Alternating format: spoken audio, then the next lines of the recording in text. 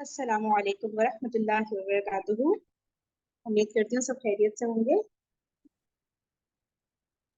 وعلیکم السلام ورحمۃ اللہ۔ اچھا، ہم لوگ حضرت عثمان رضی اللہ تعالیٰ عنہ کا دور پڑھ رہے تھے، تو اس میں ہم لوگوں نے جو پرسوں پڑھا تھا، جو اینڈ کیا تھا، وہ وہاں تک کیا تھا کہ جو کنویں تھی جو ہے وہ گم ہو گئی تھی، کافی ڈھونڈا نہیں ملی تھی، جو نبی پاک صلی اللہ علیہ وسلم سے چلتی آ رہی تھی خلفائے راشدین میں، پھر آگے کنٹینیو ہوئی تھی۔ تو اس کے بعد پھر ہم نے یہ پڑھا تھا کہ حضرت معاویہ رضی اللہ تعالیٰ عنہ اور حضرت ابو ذر غفاری رضی اللہ تعالیٰ عنہ میں آپس میں تھوڑے اختلافات ہوئے تھے، کیونکہ حضرت ابو ذر غفاری رضی اللہ تعالیٰ عنہ بہت زیادہ سادگی پسند تھے، تو وہ لوگوں کو ترغیب دلا رہے تھے وہاں شام میں۔ شام کے گورنر تھے نا حضرت معاویہ رضی اللہ عنہ، تو وہاں پہ جو ابو ذر غفاری رضی اللہ عنہ لوگوں کو ترغیب دے رہے تھے کہ بھائی مال کو صدقہ کرنا آپ سب پر واجب ہے، اور آپ لوگ خوراک سے زیادہ ذخیرہ نہ کیا کریں، اور یہ جو سونا چاندی ہے اس کو ذخیرہ نہ کیا کریں، اس کو راہ خدا میں خرچ کر دینا ہے، اس کو مطلب کہ سیونگز میں نہیں لے کے جانا ہے۔ تو اس طرح کی بات تو حضرت معاویہ رضی اللہ عنہ نے حضرت عثمان رضی اللہ عنہ سے ان کی مطلب شکایت کی تھی، تو حضرت عثمان رضی اللہ عنہ سے اجازت چاہیے حضرت ابو ذر رضی اللہ عنہ نے کہ ان کو ربضہ جو بیابان ہے وہاں جانے کی اجازت دی جائے، تو ان کو وہاں اجازت مل گئی جانے کی، لیکن حضرت عثمان رضی اللہ عنہ نے ساتھ میں بھی کہا وہ مدینہ چکر لگاتے رہا کریں۔ پھر اس سال میں جو لوگ وفات پائے تھے ان کے بارے میں ہم نے یہ ڈیٹیلز تھوڑی بہت پڑھی تھی، جن میں سے اکثر جو ہے بدری صحابی تھے، اور اس کے بعد پھر ہم یہ جو جنگ پہلی جنگ جو معاویہ رضی اللہ عنہ نے جو ہے وہاں جو بلاد روم تھے ان سے سٹارٹ کی تھی، تو اس کے بارے میں کافی ساری ڈیٹیلز پڑھی تھی کہ اس میں پھر اللہ تعالیٰ نے مسلمانوں کو فتح نصیب فرمائی تھی، ٹھیک ہے۔ اچھا، اس کے بعد پھر یہ بات ہو رہی تھی، یہاں پر ہم نے اینڈ کیا تھا کہ جو محمد بن ابی حذیفہ اور محمد بن ابو بکر رضی اللہ تعالیٰ عنہ تھے، تو انہوں نے جو ہے حضرت عثمان رضی اللہ تعالیٰ عنہ سے کچھ مطلب وہ کچھ باتیں بیان کرے تھے ان کے بارے میں، وہ اس کو دوبارہ ہم نے ریڈ کرنا تھا، تو میں ابھی ریڈ کر دیتی ہوں، پھر ہم ڈسکس کر لیتے ہیں۔ میں بالکل فرسٹ لائن سے ریڈ کرنا اسٹارٹ کر رہی ہوں۔ واقعی کا بیان ہے کہ معمر نے بحوالہ زہری مجھ سے بیان کیا کہ اس غزوے میں محمد بن ابی حذیفہ اور محمد بن ابو بکر بھی شامل تھے، ٹھیک ہے نا۔ ابھی جو غزوے کی بات ہوئی ہے نا، جو مسلمانوں کو اللہ تعالیٰ نے فتح نصیب فرمائی تھی حضرت معاویہ رضی اللہ تعالیٰ عنہ کی لیڈرشپ میں جو لڑی جا رہی تھی، تو اس میں بتا رہے ہیں یہ دونوں صحابی یعنی کہ محمد بن ابی حذیفہ اور محمد بن ابو بکر رضی اللہ تعالیٰ عنہ بھی شامل تھے۔ ان دونوں نے حضرت عثمان رضی اللہ تعالیٰ عنہ کے عیب بیان کیے اور ان باتوں کا بھی ذکر کیا جن میں آپ نے حضرت ابو بکر اور حضرت عمر رضی اللہ تعالیٰ عنہ سے مخالفت کی تھی، اور کہنے لگے ان کا خون حلال ہے اس لیے کہ انہوں نے حضرت عبداللہ بن سعد رضی اللہ تعالیٰ عنہ کو امیر مقرر کیا ہے، ٹھیک ہے۔ تو اب یہ بتا رہے ہیں کہ حضرت عثمان رضی اللہ تعالیٰ عنہ کے بارے میں کچھ باتیں بیان کر رہے تھے، اور پھر بتا رہے تھے کہ کون سی باتوں میں انہوں نے مخالفت کی تھی حضرت ابو بکر اور حضرت عمر رضی اللہ تعالیٰ عنہ سے، اور انہوں نے امیر مقرر کیا تھا، یعنی کہ حضرت عثمان رضی اللہ تعالیٰ عنہ نے امیر بنایا تھا حضرت عبداللہ بن سعد رضی اللہ تعالیٰ عنہ کو۔ اب آگے ڈیٹیلز پڑھتے ہیں۔ جس نے ارتداد اختیار کیا تھا، یعنی کہ جو مرتد ہو گئے تھے، جو کل آپ لوگ ڈیٹیلز بتا رہے تھے نا کہ جو مرتد ہو گئے تھے نبی پاک صلی اللہ علیہ وسلم کے زمانے میں، پھر جو ہے لیکن نبی پاک صلی اللہ علیہ وسلم ان کو معاف کر دیا تھا، اور وہ مطلب واپس انہوں نے اسلام کی راہ اختیار کر لی تھی، اور پھر وہ بہت بہترین صحابی ثابت ہوئے تھے، ٹھیک ہے۔ تو لیکن وہ شروع میں کیونکہ مرتد ہو گئے تھے، تو اس بات کا ذکر کیا جا رہا ہے کہ انہوں نے ارتداد اختیار کیا تھا اور قرآن کریم کا انکار کیا تھا، اور رسول اللہ صلی اللہ علیہ وسلم نے ان کے خون کو مباح کیا تھا۔ مباح کی میننگ آپ لوگوں نے بتایا تھا، میں پھر بھول گئی، کیا ہوتا ہے مباح کا میننگ؟ مباح جائز، حلال کہتے ہیں، جائز ہوتا ہے، I think جائز۔ جائز کر دیا تھا ان کا خون۔ ٹھیک ہے ٹھیک ہے ٹھیک ہے، اور رسول اللہ صلی اللہ علیہ وسلم نے ان کے خون کو مباح کیا تھا، ٹھیک ہے نا۔ وہی جو غلاف کعبہ والی جو بات ہو رہی تھی کہ وہاں پر بھی اگر چلے جائیں تو ان کو قتل کر دیا جائے، میرے خیال سے والی بات ہو رہی تھی نا، لیکن پھر بعد میں ان کو معاف کر دیا تھا نا۔ تو ابھی شروع والی بات ذکر ہو رہی ہے لیکن بعد والی نہیں، کہ معاف کر دیا تھا، پھر وہ بہت اچھے صحابی بھی بن گئے تھے۔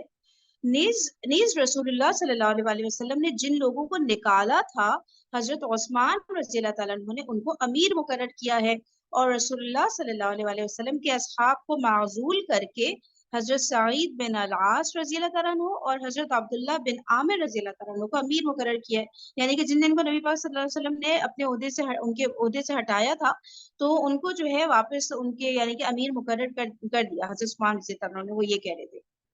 حضرت عبداللہ بن سعد رضی اللہ تعالیٰ عنہ کو یہ اطلاع ملی تو آپ نے فرمایا تم دونوں ہمارے ساتھ سوار نہ ہو، ٹھیک ہے۔ حضرت عبداللہ بن سعد کی جو بات ہو رہی ہے نا کہ ان دونوں نے وہ کہا تھا نا کہ جو ہے ان کو حضرت عبداللہ بن سعد کو جو ہے امیر مقرر کر دیا ہے جبکہ نہیں کرنا چاہیے تھا. تو جب حضرت عبداللہ بن سعد کو یہ بات پتہ چلی تو انہوں نے کہا کہ تم دونوں جو ہے ہمارے ساتھ یعنی ہماری کشتی پر سوار نہیں ہو. تو پھر بس وہ اس کشتی میں سوار ہوئے جس میں کوئی مسلمان نہ تھا. تو پھر یہ جو دونوں تھے نا یہ دونوں پھر دوسری کشتی میں سوار ہوئے جس میں مسلمان نہیں جا رہے تھے اور مسلمانوں نے دشمن سے جنگ کی اور یہ دونوں مسلمانوں کو جنگ سے باز رکھتے تھے.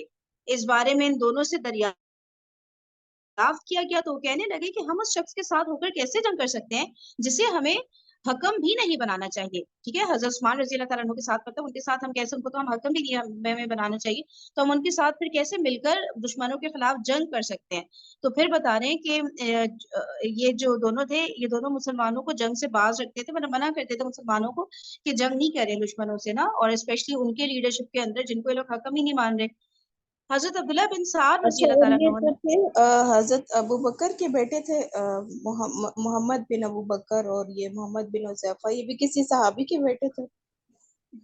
ابھی حذیفہ کوئی صحابی ہوں گے, ایک جی تو جی, بہت یہ مشہور حضرت صحابی. حضرت ابو حذیفہ بن عتبہ جو مشہور صحابی تھے ان کے بیٹے اچھا تھے. اچھا, صحیح صحیح.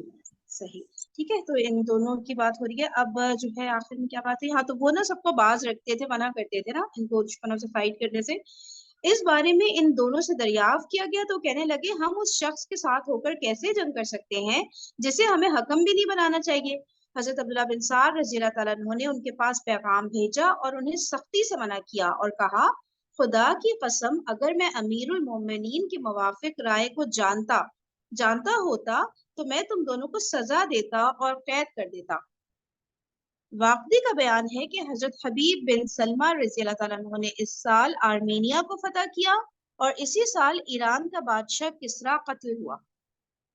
ٹھیک ہے, اس میں کوئی اور بات ڈسکس کریے فردر, کچھ اور کسی کو بتانا ہے؟ چلے موو آن کرتے ہیں نیکسٹ ٹاپک پہ. ایرانیوں کے بادشاہ کسرا یزدگرد کے قتل کی کیفیت. ٹھیک ہے, ایرانیوں کے بادشاہ جو ایران کا جو بادشاہ تھا نا وہ کسرا, ان کو وہ پکارا جاتا, لقب کہہ رہے دیا جاتا تھا. ابن اسحاق کا بیان ہے کہ اچھا یہ ایرانی وہی جو ہم لوگ فارس کہہ رہے ہوتے ہیں وہ یہی ہے نا, ایران اور فارس مطلب ایک ہی چیز ہے نا, جو فارس کا ورڈ بھی آ رہا جی ہوتا ہے نا, تو ہاں ایک ہی ہے. ٹھیک ہے. ابن اسحاق کا بیان ہے کہ یزدگرد ایک چھوٹی سی جماعت کے ساتھ کرمان سے مرو کی طرف بھاگ گیا. ٹھیک ہے, یزدگرد کون تھا؟ یہ ایرانیوں کے بادشاہ کسرا یزد ہے. ٹھیک ہے نا, ایرانیوں کا جو بادشاہ تھا یزدگرد, وہ بتا رہے ہیں ایک چھوٹی سی جماعت کے ساتھ کرمان کوئی جگہ ہوگی اس سے مرو کی طرف بھاگ گیا اور اس نے وہاں کے بعض باشندوں سے مال طلب کیا تو انہوں نے اسے مال نہ دیا اور وہ اپنے بارے میں خوفزدہ ہو گئے اور انہوں نے ترکوں کو اس کے خلاف برانگیختہ کیا. تو انہوں نے آ کر اس کے اصحاب کو قتل کر دیا اور وہ بھاگ کر ایک شخص کے گھر آ گیا جو کنارے پر چکیوں کو کھودتا تھا. اس نے رات کو اس کے ہاں پناہ لی اور جب وہ سو گیا تو اس نے اسے قتل کر دیا. المدائنی کا بیان ہے کہ جب وہ اپنے اصحاب کے قتل ہو جانے کے بعد بھاگا تو پیدل چلا اور اپنا تاج, پیٹی اور تلوار زیب تن کیے ہوئے تھا. بس وہ اس شخص کے گھر پہنچ گیا جو چکیوں کو کھودا کرتا تھا اور اس کے پاس بیٹھ گیا. اس نے اسے غافل پا کر قتل کر دیا اور جو کچھ اس کے پاس تھا لے لیا. اور ترک اس کی تلاش میں آئے تو انہوں نے دیکھا کہ اس نے اسے قتل کر دیا ہے اور اس کا اندوختہ لے لیا ہے. انہوں نے اس شخص کو اور اس کے گھر والوں کو قتل کر دیا اور کسرا کے پاس جو کچھ تھا لے لیا اور انہوں نے کسرا کو تابوت میں ڈالا اور اسے اٹھا کر استحر لے گئے. اور یزدگرد نے قتل ہونے سے پہلے اہل مرو کی ایک عورت سے وطی کی اور وہ اس سے حاملہ ہو گئی اور اس نے اس کے قتل ہونے کے بعد ایک بچہ جنا جس کا ایک پہلو مارا ہوا تھا اور اس بچے کا نام مخدج ناقص الخلقت رکھا گیا. اس کی نسل اور اولاد خراساں میں موجود ہے اور حضرت قطبیہ بن مسلم رضی اللہ تعالیٰ عنہ نے اس ملک سے اپنی ایک جنگ میں اس کی نسل سے 2 لڑکیوں کو قیدی بنایا اور ان میں سے ایک کو حجاج کے پاس بھیج دیا. حجاج نے اسے ولید بن عبد الملک کے پاس بھیج دیا، جس سے اس کے ہاں یزید بن ولید پیدا ہوا جو ناقص کے لقب سے ملقب ہے، ٹھیک ہے نا. تو وہ اس کے بادشاہ کے بارے میں بتا رہے ہیں کہ وہ جو ہے وہ وہاں چلا گیا تھا، جو مرو کی جگہ ہے وہاں اس نے ترکوں سے جو ہے وہ مال وغیرہ طلب کر رہا تھا، تو پھر وہاں سے اس کو بھگا دیا گیا. تو وہ جو چکیوں کو کھودا کرتا تھا کسی شخص کے پاس گیا تھا وہ بادشاہ، اس نے اس بادشاہ کو قتل کر دیا. پھر بتا رہے اس بادشاہ کی اولاد وغیرہ ہوئی تھی، تو وہ اولاد کی ڈیٹیلز آ رہی ہیں ساری. اور تو ایسا مجھے کچھ پوائنٹ نہیں لگ رہا. آپ لوگ کو کچھ یہاں پہ ایکسٹرا پوائنٹ ڈسکس کرنا ہے تو بتائیے، نہیں تو آگے چلتے ہیں. اور میں یہ بالکل سیکنڈ لاسٹ لائن کروں. اور المدائنی نے اپنے بعض شیوخ کی روایت سے بیان کیا ہے کہ جب اس کے اصحاب شکست کھا کر اسے چھوڑ گئے تو اس نے اپنے گھوڑے کی کونچیں کاٹ دی اور پیدل چل کر دریا کے کنارے چکی میں داخل ہو گیا، جس سے المرعاب کہا جاتا تھا، اور اس میں 2 دن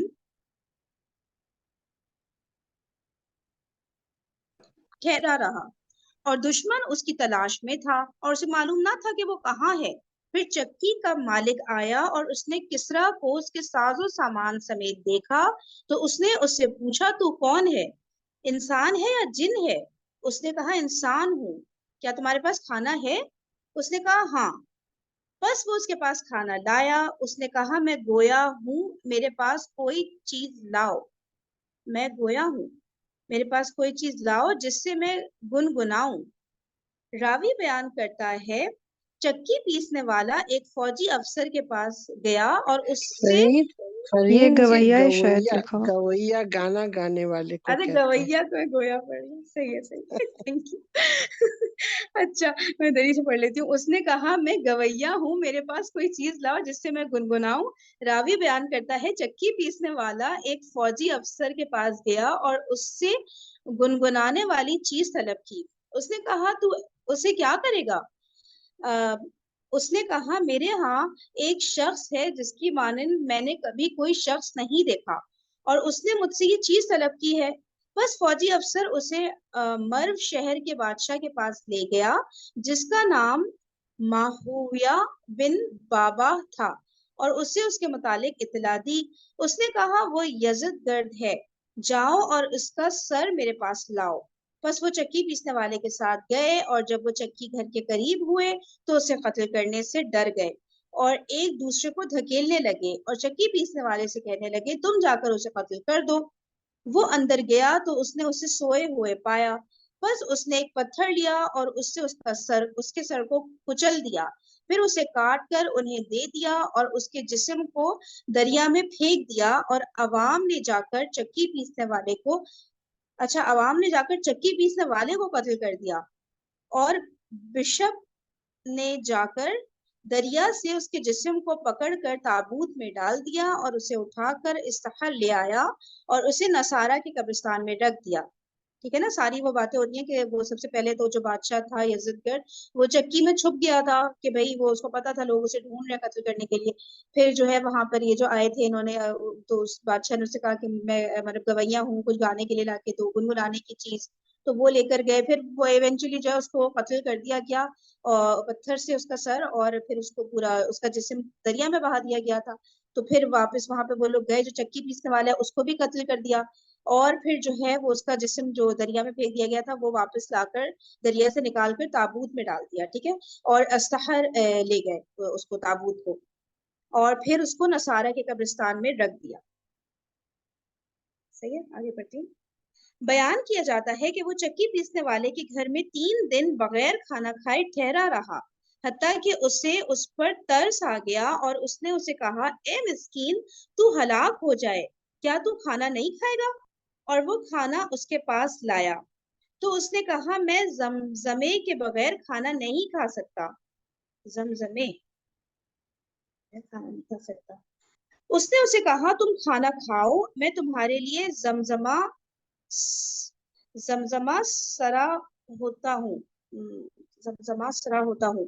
اس نے اسے زمزمہ لانے کو کہا، اور جب وہ ایک فوجی افسر کے پاس اس کی تلاش میں گیا تو انہوں نے اس شخص سے کستوری کی خوشبو محسوس کر لی اور اس سے کستوری کی خوشبو کو اور اس سے کستوری کی خوشبو کو اوپر محسوس کیا. بس انہوں نے اس سے پوچھا تو اس نے انہیں بتایا کہ میرے یہاں ایک شخص ان صفات کا ہے. بس انہوں نے اسے پہچان لیا اور چکی پیسنے والا آیا اور اس کے پاس گیا اور اسے پکڑنے کا ارادہ کیا تو یزد گرد کو پتہ چل گیا. اس نے اسے کہا تو ہلاک ہو، میری انگوٹھی، کنگن اور پیٹی لے لے اور مجھے چھوڑ دے تاکہ میں یہاں سے چلا جاؤں. اس نے کہا نہیں، مجھے 4 درہم دے دو میں تجھے چھوڑ دوں گا. مجھے 4 درہم دے دو میں تجھے چھوڑ دوں گا. اس نے اپنے کان کا ایک آویزہ بھی زائد دیا مگر اس نے قبول نہ کیا، حتیٰ کہ اس نے اسے دوسرے 4 دراہم بھی دیے. بس اس نے اسے چھوڑنے کا ارادہ کیا کہ اچانک فوج نے انہیں آ لیا. ٹھیک ہے نا، چکی پیسنے والے کو ترس آ گیا تھا اس یزد گرد پہ، اور پھر وہ اپنی چیزیں بھی کہہ رہا تھا یہ سب کچھ لے لو مجھے چھوڑ دو. تو اس نے کہا کہ بس آپ مجھے 4 درہم دے دیں تو پھر میں آپ کو چھوڑ دوں گا. پھر وہ کہہ رہے کہ وہ اسے چھوڑنے ہی والا تھا کہ جو ہے اچانک فوج آ گئی وہاں پر نا. تو بس اس نے اسے چھوڑنے کا ارادہ کیا کہ اچانک فوج نے انہیں آ لیا، اور جب انہوں نے اس کا گھیراؤ کر لیا تو اسے قتل کرنا چاہا. اس نے کہا تم ہلاک ہو جاؤ، مجھے قتل نہ کرنا. ہم اپنی کتب میں لکھا پاتے ہیں کہ جو شخص بادشاہوں کو قتل کرنے کی جسارت کرے گا اللہ تعالیٰ اسے دنیا میں آگ کی سزا دے گا جسے وہ اس کے پاس لے کر آنے والا ہے. بس مجھے قتل نہ کرو اور مجھے بادشاہ یا عربوں کے پاس لے جاؤ، بلا شبہ وہ بادشاہوں کے قتل سے بچتے ہیں. مگر انہوں نے اس کی بات نہ مانی. ٹھیک ہے، اس نے کہا کہ مجھے عربوں کے پاس لے جاؤ، وہ لوگ نا بادشاہوں کو قتل کرنے سے بچتے ہیں، وہ نہیں کرتے بادشاہوں کو قتل. مگر انہوں نے اس کی بات نہ مانی اور اس کے زیورات چھین لیے. اور اسے، اب یہ فوج کی بات ہو رہی ہے نا کہ انہوں نے اس کی بات نہیں مانی اس بادشاہ کی، اور کیا کیا انہوں نے زیورات بھی چھین لیے اس کے، اور اسے ایک بورے میں ڈال دیا. اسے ایک بورے میں ڈال دیا اور تان سے اس کا گلا گھونٹ دیا اور اسے دریا میں پھینک دیا، اور وہ ایک لکڑی سے چمٹ گیا. اور بشپ ایلیا نے اسے پکڑ لیا اور اس کے اسلاف کے ان کے ممالک میں رہنے والے نصارہ پر جو احسان تھے ان کی وجہ سے اس پر رحم آ گیا، اور اس نے اسے تابوت میں رکھ کر نصارے کے قبرستان میں دفن کر دیا. پھر اس کے زیورات کو لے کر امیر المومنین حضرت عثمان بن عفان رضی اللہ تعالیٰ عنہ کے پاس گیا. کیا لے کر؟ اس کے زیورات کو لے کر. اچھا، اس کے زیورات کو لے کر حضرت عثمان رضی اللہ تعالیٰ عنہ کے پاس گیا، اور اس کے زیورات میں سے ایک آویزہ گم ہو گیا، اور اس نے اس علاقے کے نمبردار کو پیغام بھیجا تو اس نے اس کا تاوان دے دیا.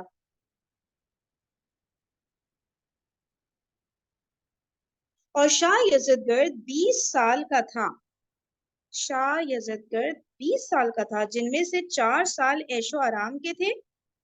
اچھا، یعنی اس کی بادشاہی میرے خیال سے 20 سال کی ہوگی نا، جن میں سے 4 سال عیش و آرام کے تھے، اور بقیہ میں وہ اسلام اور اہل اسلام کے خوف سے شہر بہ شہر بھاگتا رہا. اور وہ رسول اللہ صلی اللہ علیہ وسلم کے قول کے مطابق علی الاطلاق دنیا میں ایرانیوں کا آخری بادشاہ تھا. آپ نے فرمایا تھا جب قیصر ہلاک ہو جائے گا تو اس کے بعد کوئی قیصر نہ ہوگا، اور جب کسرا ہلاک ہو جائے گا تو اس کے بعد کوئی کسرا نہ ہوگا. ٹھیک ہے نا، قیصر یعنی کہ رومن امپائر کا جو بادشاہ ہوتا تھا، اور کسرا یعنی کہ یہی جو ایرانیوں کا جو بادشاہ ہوتا تھا. ٹھیک ہے، تو جب قیصر ہلاک ہو جائے گا، رسول پاک صلی اللہ علیہ وسلم نے فرمائی تھی بات کہ جب قیصر ہلاک ہو جائے گا تو کوئی اور قیصر نہیں ہوگا اس کے بعد، اور جب کسرا ہلاک ہو جائے گا تو اس کے بعد کوئی اور کسرا نہیں آئے گا. اور اس ذات کی قسم جس کے قبضے قدرت میں میری جان ہے، تم ضرور ان دونوں کے خزانوں کو راہ خدا میں خرچ کرو گے. اسے بخاری نے روایت کیا ہے. اور حدیث صحیح میں لکھا ہے کہ جب نامہ نبوی اس کے پاس پہنچا تو اس نے اسے پھاڑ دیا. ٹھیک ہے نا، یہ یزدگرد کی بات ہو رہی ہے. جب نامہ نبوی یعنی کہ جو خط نبی پاک صلی اللہ علیہ وسلم، میرے خیال سے وہی خطوط کی بات ہو رہی ہے جو صلح حدیبیہ ہو گیا تھا اور امن و امان کی صورتحال ہر طرف تھی. اب قریش نے کہا تھا ہم 10 سال تک جنگ نہیں لڑیں گے، تو رسول پاک صلی اللہ علیہ وسلم خط لکھ رہے تھے نا ڈفرینٹ بادشاہوں کو. تو جب خط اسی وقت کی موسٹ پروبیبلی مجھے سمجھ آ رہی بات ہو رہی ہے، تو جب خط پہنچا نبی پاک صلی اللہ علیہ وسلم کا اس بادشاہ کے پاس تو اس نے خط کو پھاڑ دیا تھا. تو حضرت نبی کریم صلی اللہ علیہ وسلم نے اس کے خلاف بددعا کی کہ وہ مکمل طور پر تباہ ہو جائے، اور ایسے ہی وقوع میں آیا، مطلب ایسے ہی واقعہ ایسے ہی ہوا، تباہ ہو گیا وہ. اور اس سال ابن عامر نے بہت سی فتوحات حاصل کی اور ان باشندوں نے صلح کی شرائط کو توڑ دیا تھا، بس آپ نے کچھ فتوحات بزور قوت اور کچھ فتوحات صلح سے کی، اور مرو کے شہر نے 2 کروڑ 2 لاکھ درہم پر صلح کی، اور بعض کا قول ہے کہ 6 کروڑ 2 لاکھ درہم پر صلح کی۔ اور اس سال حضرت عثمان بن عفان رضی اللہ تعالیٰ عنہ نے لوگوں کو حج کروایا۔ ٹھیک ہے، تو کسی سے صلح سے بات وہ ہو گئی، فتح حاصل ہو گئی تھی ایک طرح سے، اور کہیں سے جو ہے باقاعدہ جنگیں کرنی پڑی، اس طرح سے کوئی فتح حاصل ہوئی۔ ٹھیک ہے، صحیح ہے۔ اچھا، مجھے ایسا لگ رہا ہے اگر آپ لوگوں کو یاد ہو کہ وہ جو تھا نا، ہاں جی آپ بولیے، کون کہہ رہے ہیں؟ میں یہ کہہ رہی تھی کہ آپ صلح حدیبیہ کہہ رہی ہو، صلح حدیبیہ یا فتح مکہ کے بعد جو سارے ارد گرد سب بادشاہوں کو خط لکھے تھے، یہ وہ والے خطوں کا؟ اس کے بعد بھی لکھے تھے خط، مجھے پتا نہیں ہے اصل میں سیرت جو پڑھی ہوں میں فتح مکہ کے بعد بھی لکھے تھے نا کچھ، فتح مکہ کے بعد اللہ کی طرف سے کہ دعوت دو یا اسلام قبول کریں یا پھر جنگ کریں، اس طرح سب کو پھر خط لکھے تھے۔ یوزلی جو تھے سارے سب کو حدیبیہ کے بعد لکھے تھے۔ ایک جو تھا نا جو عبد الجعفر فرحین، اگر آپ کو یاد ہو، وہ والا فتح مکہ کے بعد ہوا تھا، لکھا گیا تھا۔ جعفر والا نا، جی صحیح کہہ رہی ہیں، عبد عبد الجعفر والا۔ الجعفر، جی اچھا، وہ فتح مکے کے پاس تھا، ان کے بعد تھا، جی فتح مکہ کے بعد وہ والا لکھا گیا تھا۔ مے بی دن پہ نا اختلاف ہو، کیونکہ ابھی جو ہم لوگ خطوط پڑھ رہے ہیں سیرت میں وہ صلح حدیبیہ کے بعد والے خطوط، ابھی تو فتح مکہ نہیں ہوئی سیرت میں نا، تو ہم نے عبد الجعفر کا آج ہی قصہ پڑھا تھا نا، تو یہ بھی شاید اختلاف ہو کچھ ہے نا کہ بعد میں تھا یا پہلے، فتح مکہ سے پہلے یا بعد، کیا خیال ہے؟ یا یہ فتح مکہ کے بعد بھیجا گیا تھا یا لکھا گیا تھا، لیکن یہ والا جو جعفر اور عبد والا نا، شاہان امان کا جو تھا وہ فتح مکہ کے بعد تھا۔ اچھا، لیکن یہ رحیق المختوم میں پہلے میرے خیال سے اس میں مینشن ہوا ہے، کیونکہ ابھی ہم وہی پڑھے تھے نا۔ ہاں، تجلیات نبوت میں بعد میں، فتح مکہ کے بعد میں، تجلیات نبوت میں نا یہ بعد میں۔ اچھا، اس میں بعد، ہاں جی وہی اس بات میں ہے، تجلیات نبوت میں بعد میں۔ اچھا اوکے۔ اچھا، ایک بات بتاؤں آپ لوگ کو، یہ جو بات ہو رہی ہے نا ساری، یہ کسرا کے یہی بات ہو رہی ہے نا، یہ جو اس کو کسی کہیں پہ بتا رہے ہیں کہ اس کے سر پہ پتھر مار کے اسے قتل کیا، پھر اگلے اس میں بتایا کہ بورے میں بند کر دیا تھا اور اس کا گلا گھونٹ دیا تھا۔ اب وہاں پہ جو ہم نے پڑھا ہے، اگر میں غلط نہیں ہوں، آپ نے بتایا کہ یہ وہی تھا نا خسرو پرویز، جو کسرا کا وہ تھا بادشاہ، جس کو جب نبی پاک صلی اللہ علیہ وسلم کو اس نے کہا تھا کہ ایک تو اس کو خط پھاڑ دیا اس نے کہا کہ بھائی میرے دربار پہ بلائیں نبی پاک صلی اللہ علیہ وسلم کو نا۔ میں آپ لوگ کو وہ بتا رہی ہوں جو رحیق المختوم میں ہم نے آج یا کل میں ہی پڑھا ہے نا، تو اس میں بتا رہے تھے کہ نبی پاک صلی اللہ علیہ وسلم نے وہاں سے ہی نا بتا دیا تھا، یعنی وہ تو مدینہ میں تھے نا، تو انہوں نے وہاں سے بتا دیا تھا کہ اس کے بیٹے نے اس کو قتل کر دیا ہے، تم لوگ مجھے اس کے بعد دربار میں جانے کہہ رہے ہو، تو اس کے بیٹے نے تو اس کو قتل کر دیا۔ تو وہاں نبی پاک صلی اللہ علیہ وسلم کو جو ہے یہ خبر مل چکی تھی کہ مطلب قتل کر دیا گیا ہے نا، تو اب وہاں پہ بتایا گیا رحیق المختوم میں کہ اس کے بیٹے نے ہی اس کو قتل کر دیا تھا، اس بادشاہ کو نا۔ اور یہاں پہ لیکن ابھی کچھ ڈفرینٹ وہی بات ہے نا، تھوڑی بہت چینجز آتی ہیں، تو لیکن مین بات یہ ہے کہ اس نے اسلام نہیں قبول کیا، تو اور جو ہے وہ قتل کر دیا کیا تھا۔ اور کوئی بات میں مس کری ہوں تو آپ لوگ بتائیے۔ ہاں بالکل ایسے ہی ہے، وہ اس کا جو بیٹا تھا اس نے قتل کیا تھا، تو ہاں یہ ڈفرینس ہے تھوڑا بہت کہیں اس کی ہسٹری میں نا۔ صحیح ہے، ٹھیک ہے، مطلب اس کی بادشاہت تو ختم ہو گئی تھی ایونچولی نا، صحیح ہے۔ اور مطلب اس نے پھر بدتمیزی بھی کتنا خط پھاڑا تھا، نبی پاک صلی اللہ علیہ وسلم سے بددعا بھی دی تھی، اور پھر اس کے ساتھ واقع وہی ہوا۔ ٹھیک ہے، تو یہاں تک سب کو سب کلیئر ہیں باتیں، آگے چلیں۔ سن 32 ہجری۔ اس سال حضرت معاویہ رضی اللہ تعالیٰ عنہ نے بلاد روم سے جنگ کی، حتیٰ کہ آپ قسطنطنیہ کے، اب یہ بار بار جو بلاد روم آ رہا ہے نا، میرے خیال سے بہت بڑا تھا نا رومن امپائر، تو ظاہر ہے ڈفرینٹ کنٹریز سے ڈفرینٹ ٹائم پہ وہ جنگیں ہو رہی ہوں گی نا، تو اب دوبارہ سے بتا رہے ہیں، پہلے بھی ہم نے پڑھا تھا نا کہ ان سے یہ جنگ کی تھی، تو بتا رہے ہیں حضرت معاویہ رضی اللہ تعالیٰ عنہ نے بلاد روم سے جنگ کی، حتیٰ کہ آپ قسطنطنیہ کے درے تک پہنچ گئے، اور آپ کی بیوی عاتقہ بھی آپ کے ساتھ تھی، اور یہ بھی کہا جاتا ہے کہ وہ فاطمہ بنت قرطہ بن عبد عمر بن نوفل بن عبد مناف تھی۔ اچھا، یہ قول ابو معشر اور واقدی کا ہے، اور اسی میں حضرت سعید بن الاس رضی اللہ تعالیٰ عنہ نے حضرت سلمان بن ربیعہ رضی اللہ تعالیٰ عنہ کو فوج کا امیر بنایا اور انہیں باب سے جنگ کرنے کا حکم دیا، اور اس جانب کے نائب عبد الرحمن بن ربیعہ کو ان کی مدد کرنے کے لیے لکھا۔ وہ روانہ ہو کر بلنجر پہنچ گئے اور اس کا محاصرہ کر کے مجانیر کے نصب کر دی، پھر اہل بلنجر لکھا ہے شاید، اہل بلنجر ان کے مقابلے میں نکلے اور ترکوں نے ان کی مدد کی اور باہم شدید جنگ ہوئی، اور ترک مسلمانوں کے ساتھ جنگ کرنے سے ڈرتے تھے. اچھا ترکوں نے مسلمانوں کی مدد کی نا، ٹھیک ہے، نہیں کس کی مدد کی؟ ترکوں نے ان کی مدد کی اور باہم شدید جنگ ہو گئی. یہ نہیں سمجھ آ رہا کہ ترک جو ہے مسلمانوں کے ساتھ نہ جنگ کرنے سے ڈرتے تھے، یہ بتایا گیا ہے، اور ان کا خیال تھا کہ مسلمانوں کو موت نہیں آتی ہے. یعنی مسلمانوں کی جو اس وقت وہ تھی نا طاقت تھی، وہ اس میں شاید محاورتن لکھا ہوگا والی بات کہ مسلمانوں کو موت نہیں آتی. حتیٰ کہ بعد میں انہوں نے مسلمانوں کے خلاف جرأت کی. ٹھیک ہے، ترکوں کی بات ہو رہی ہے، بعد میں انہوں نے مسلمانوں کے خلاف جرأت کی تھی. بس جب آج کا دن آیا تو انہوں نے ان کے ساتھ مٹ بھیڑ کر کے جنگ کی، اور اس روز حضرت عبد الرحمن بن ربیہ رضی اللہ تعالیٰ عنہ قتل ہو گئے، جنہیں ذوالنوان کہا جاتا ہے. یہ پتہ ہے کسی کو کیا ہے اس کے پیچھے بیک گراؤنڈ؟ ذوالنوان نہیں، ذوالنوان کہا جاتا تھا. اور مسلمان شکست کھا کر دو پارٹیوں میں تقسیم ہو گئے. اچھا مسلمان شکست کھا کر دو پارٹیوں میں تقسیم ہو گئے، ایک پارٹی بلاد خزرر کی طرف اور دوسری پارٹی جیلان اور جرجان کی طرف چلی گئی، اور ان میں حضرت ابو ہریرہ اور حضرت سلمان فارسی رضی اللہ تعالی عنہما بھی شامل تھے، اور ترک حضرت عبد الرحمن بن ربیہ کے جسم کو لے گئے. آپ سادات اور بہادر مسلمانوں میں سے تھے، اور آپ کو اپنے ملک میں دفن کر دیا، اور وہ آج تک ان کے پاس بارش طلب کرتے ہیں. چلو بھائی یہاں پہ بھی دفن کر دیا، اب ان کی قبر پہ جاتے ہوں گے، بارش طلب کرتے ہوں گے. اور جب حضرت عبد الرحمن بن ربیہ رضی اللہ تعالیٰ عنہ قتل ہو گئے تو حضرت سعید بن العاص رضی اللہ تعالیٰ عنہ نے حضرت سلمان بن ربیہ رضی اللہ تعالیٰ عنہ کو ان شرفا کا امیر مقرر کیا، اور حضرت عثمان رضی اللہ تعالیٰ عنہ نے اہل شام کے ذریعے انہیں مدد دی، جن کے امیر حضرت حبیب بن مسلمہ رضی اللہ تعالیٰ عنہ تھے. بس امارت کے بارے میں حضرت حبیب رضی اللہ تعالیٰ عنہ اور حضرت سلمان رضی اللہ تعالیٰ عنہ نے باہم کشاکش کی، حتیٰ کہ دونوں میں اختلاف ہو گیا، اور یہ پہلا اختلاف تھا جو شامیوں اور کوفیوں کے درمیان ہوا.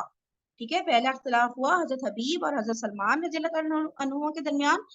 جو پہلا اختلاف جو شامیوں اور کوفیوں کے بیچ میں ہوا نا، یہ پہلا اختلاف تھا کے درمیان، حتیٰ کہ اس کے متعلق کوفہ کے اوس نامی شخص نے یہ اشعار کہے: اگر تم نے سلمان کو مارا، سلمان فارسی کی بات ہو رہی ہے نا، سلمان فارسی رضی اللہ عنہ، اگر تم نے سلمان کو مارا تو ہم تمہارے حبیب کو ماریں گے، اور تم ابن عفان کے پاس جاؤ گے، یعنی ابن عفان یعنی حضرت عثمان رضی اللہ عنہ کے پاس جاؤ گے تو ہم بھی جائیں گے، اور اگر تم انصاف کرو تو سرحد ہمارے امیر کی ہے، اور یہ امیر فوجوں میں مقبول ہے، اور ہم سرحد کے والی ہیں، اور ہم ان راتوں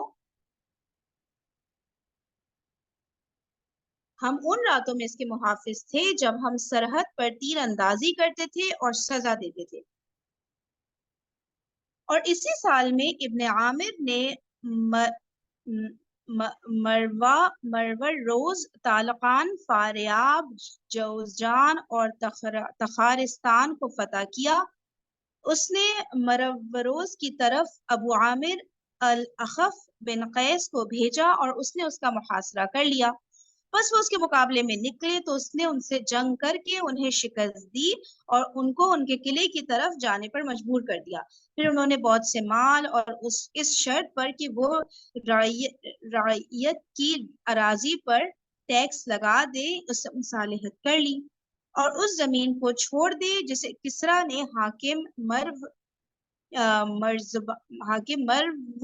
مرزبان کے لیے اس وقت حاصل کیا تھا جب اس نے اس سانپ کو مارا تھا جس نے لوگوں کا راستہ بند کر دیا تھا، اور انہیں کھا جاتا تھا. بس اخف نے اس پر ان سے مصالحت کر لی اور ان کو صلح کی تحریر لکھ دی. پھر اخف نے اقرا بن حابس کو جوزجان کی طرف بھیجا، جسے انہوں نے جنگ کے بعد فتح کر لیا، جس میں مسلمانوں کے بہت سے شجاع جوان مارے گئے. پھر انہوں نے فتح پائی تو اس بارے میں ابو کثیر نحشلی نے ایک طویل قصیدہ کہا جس میں یہ شعر بھی تھے: جب بادل گرجا تو اس کی بدلیوں نے جوزجان میں جوانوں کے مقتل کو سیراب کیا، اور ان کو القصرین سے रस्ताक हौद तक 2 गंजे आदमियों ने तबाह किया। फिर अखफ ने मरवरोज से बल्ख जाकर उसका मुहासरा कर लिया और उन्होंने 4 लाख दिरहम पर उससे मुसालहत कर ली और उसने अपने अमजाद असीद बिन कैस को माल काबू करने पर नायब मुकर्रर किया। फिर जहाद के इरादे से कूच कर गया और अचानक मौसम सरमा ने उसे आ लिया तो उसने अपने असहाब से पूछा, तुम क्या चाहते हो? उन्होंने कहा, अम्र बिन मअद यकरब ने कहा है, जब तू किसी चीज की सकत ना रखे तो उसे छोड़ दे और उस चीज की तरफ बढ़ जिसकी तू सकत रखता है। बस अखफ ने बल्ख की तरफ कूच करने का हुक्म दे दिया और मौसम सरमा में वही क़याम किया। फिर आमिर के पास वापस आ गया तो इब्न आमिर से कहा गया कि किसी ने उन शहरों को फतह नहीं किया जो आपने फतह किए हैं, यानी फारिस, करमान, सबख्तान और आमिर खुरासनान। उसने कहा, मैं उस पर अल्लाह का शुक्र अदा करूंगा और मैं तैयार होकर अपने इस मैदान जंग से उम्रा का एहराम बांधूंगा। बस उसने नीशापुर से उम्रा का एहराम बांधा और जब वो हज़रत उस्मान रज़ी अल्लाह अन्हु के पास आया तो आपने खुरासान से एहराम बांधने पर उससे मलामत की। और इसी साल में क़ारिन 40,000 फौज के साथ आया और अब्दुल्ला बिन हाजिम ने 4,000 फौज के साथ उससे मुठभेड़ की और 600 नौजवानों से उनका हरावल दस्ता बनाया और उनमें से हर एक को हुक्म दिया कि वो अपने नेज़े के सिरे पर आग उठाए और निस शब को वो उनके पास आए और उन पर शब खून मारा। बस उन्होंने उन पर हमला किया और हरावल दस्ता ने उनको पकड़ लिया और वो उनसे उलझ गए और अब्दुल्ला बिन हाजिम अपने साथी मुसलमानों के साथ आए और उनकी जंग हुई और मुश्रिकीन पीठ फेर कर भाग गए और मुसलमानों ने उनका ताक़ुब किया। वो जिस तरह चाहते उन्हें कत्ल करते और उन्होंने बहुत से अम्वाल और कैदी गनीमत में हासिल किए। फिर अब्दुल्ला बिन हाजिम ने इब्न आमिर की तरफ फतह की खुशखबरी भेजी तो वो उससे राजी हो गया और उसे खुरासान का अमीर मुकर्रर कर दिया, हालांकि उसने खुरासान से उसे माजूल कर दिया था और अब्दुल्ला बिन हाजिम उसके बाद भी मुसलसल वही अमीर रहा। अच्छा, इस साल में वफात पाने वाले आग़यान हजरत अब्बास बिन अब्दुल मुत्तलिब, अच्छा, इब्न हाशिम बिन अब्द मनाफ अल-क़ुरशी अल-हाशमी अबुल फजल अल-मक्की रसूलुल्लाह सल्लल्लाहु अलैहि वसल्लम के चचा और अब्बासी खुलफा के वालिद। आप रसूलुल्लाह सल्लल्लाहु अलैहि वसल्लम से 2 या 3 साल बड़े थे, ठीक है ना। हजरत अब्बास की बात हो रही है। हजरत अब्बास रज़ी अल्लाह अन्हु जो चचा थे नबी पाक सल्लल्लाहु अलैहि वसल्लम के, वो 2-3 साल बड़े थे रसूलुल्लाह सल्लल्लाहु अलैहि वसल्लम से। सही। बदर के रोज कैद हुए और अपने दोनों भाइयों के बेटों अकील बिन अबी तालिब और नौफिल बिन हारिस का माली फिदिया दिया। और हम बयान कर चुके हैं कि जब आप कैद हो गए और रस्सियों में जकड़ दिए गए, हजरत अब्बास रज़ी अल्लाह अन्हु ना, मतलब बदर की जंग की बात हो रही है, उस वक्त तो इस्लाम नहीं कबूल किया था मेरे ख्याल से ना, तो शायद मुशरिकीन की तरफ से जंग लड़ रहे थे, ऐसे ही था ना। तो कैद हो गए थे ना, हाँ, मुसलमान फिर उनको कैद करके अपने पास मदीना ले आए थे। मुझे कुछ इसी तरह का ही याद आ रहा है जो लिखा हुआ है। हाँ जी, ऐसे ही जब था। सही है ना, तो मदीना ले आए थे मुसलमान उनको, नबी पाक सल्लल्लाहु अलैहि वसल्लम के चचा को, और उनको वहां पे कैद किया हुआ था और वो रस्सियों में ना जकड़ दिए गए थे। तो जब आप कैद हुए और रस्सियों में जकड़ दिए गए और लोगों ने शाम का वक्त गुजार दिया तो रसूलुल्लाह सल्लल्लाहु अलैहि वसल्लम को नींद ना आई। आपसे पूछा गया, या रसूलुल्लाह सल्लल्लाहु अलैहि वसल्लम, आपको क्या तकलीफ है? फरमाया, मैं रस्सियों में अब्बास के कराहने की आवाज सुन रहा हूँ, इसलिए मुझे नींद नहीं आती। बस एक मुसलमान ने उठकर हजरत अब्बास रज़ी अल्लाह अन्हु की रस्सियों को ढीला कर दिया तो उनके कराहने की आवाज थम गई और रसूलुल्लाह सल्लल्लाहु अलैहि वसल्लम सो गए। फिर हजरत अब्बास रज़ी अल्लाह अन्हु फतह मक्का के साल मुसलमान हो गए। अच्छा, फतह मक्का के साल मुसलमान हो गए और जुहफा जाकर रसूलुल्लाह सल्लल्लाहु अलैहि वसल्लम से मिले और आपके साथ वापस आए और फतह मक्का में शामिल हुए। कहते हैं कि आप इससे पहले मुसलमान हो चुके थे मगर रसूलुल्लाह सल्लल्लाहु अलैहि वसल्लम की इजाजत से मक्का में ठहरे हुए थे, जैसा कि आपके मुतालिक हदीस में बयान हुआ है। वल्लाहु आलम। کسی کو کچھ کہنا ہے آپ پہ تو کہہ سکتے ہیں.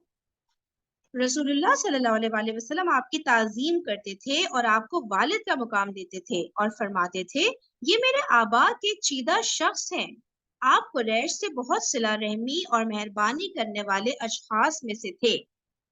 اچھا، اور نہایت عقل مند اور دانا. اب حضرت عباس کی میں سے بات ہو رہی نا. اب حضرت عباس رضی اللہ عنہ آپ قریش سے بہت صلہ رحمی فرماتے اور مہربانی کرنے والے شخص میں سے تھے اور نہایت عقل مند اور دانا آدمی تھے.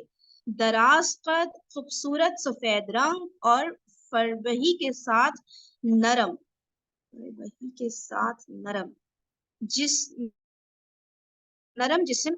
ساتھ نرم جسم اور پتلی کھال والے تھے. بچیوں کے علاوہ آپ کے 10 بچے تھے جو یہ تھے. تمام یہ سب سے چھوٹے تھے. حارث، عبداللہ، عبید اللہ، عبد الرحمن، عون، فضل، قشم، کثیر، معبد. آپ نے اپنے غلاموں میں سے 70 غلام آزاد کیے. امام احمد رحم اللہ کا قول ہے کہ علی بن عبداللہ نے ہم سے بیان کیا کہ اہل مدینہ میں سے محمد بن طلحہ تمیمی نے مجھ سے بیان کیا کہ ابو سہیل نافع بن مالک نے سعید بن المسیب سے بحوالہ حضرت سعد بن ابی وقاص رضی اللہ تعالیٰ عنہ مجھ سے بیان کیا کہ رسول اللہ صلی اللہ علیہ وسلم نے حضرت عباس رضی اللہ تعالیٰ عنہ سے فرمایا یہ عباس بن عبد المطلب رضی اللہ تعالیٰ عنہ ہیں جو قریش کے سب سے بڑے سخی اور صلح رحم ہیں. احمد اس کی روایت میں متفرد ہے اور صحیحین میں لکھا ہے کہ رسول اللہ صلی اللہ علیہ وسلم نے حضرت عمر رضی اللہ تعالیٰ عنہ کو جب صدقہ پر بھیجا تو کہا گیا کہ انہوں نے ابن جمیل، حضرت خالد بن ولید رضی اللہ تعالیٰ عنہ اور رسول اللہ صلی اللہ علیہ وسلم کے چچا حضرت عباس رضی اللہ تعالیٰ عنہ کو صدقہ سے محروم کر دیا ہے. صدقہ پر بھیجا، صدقہ سے محروم کر دیا ہے، یہ بات سمجھ نہیں آ رہی.